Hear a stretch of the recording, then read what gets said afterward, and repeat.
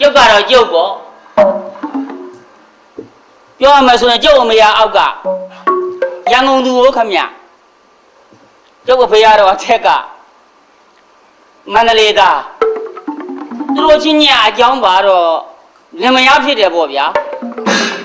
လင်မယားဖြစ်တော့ဘာလုပ်တယ်လဲဆိုတော့သိကြတဲ့အတိုင်းပေါ့ကုန်းတယ်ဗျကုန်းတယ်ဖဲ့လုပ်တာပေါ့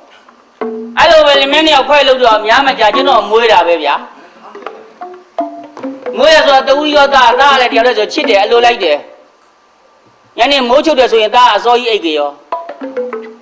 တခါတည်းနိုးတော်မှာအိတ်ချောင်ဆောင်နေသေးတာ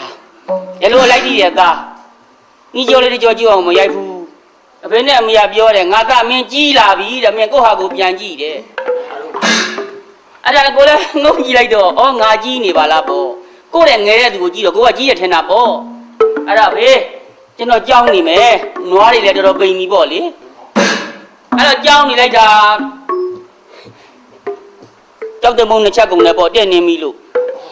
ခဏလေးအတွက်တာပေါ့ဗျာအတွက်ချက်တွေကလည်းအမတန်လဲပါတယ်ဗျာအတွက်ချက်တွေကလည်းကောင်းချမ်းသာရတာလည်းမပြောနဲ့တော့ကြီးကြီးတဲ့ကိုချမ်းသာပဲပါရတာလည်းမပြောနဲ့သူများလဲတယ်ဆိုတာငမော့ကိုမမီပါဘူးငမော့ဘလောက်မလဲတယ်မနဲ့စာညစာနဲ့ပေါင်းစားတာပဲဒီလိုလဲတဲ့ကောင်မချက်ဆိုဘိုက်ကနေနေတာချက်ဆိုငကွက်ကမီးကြောက်တဲ့ကောင်မဒီလိုကောင်မ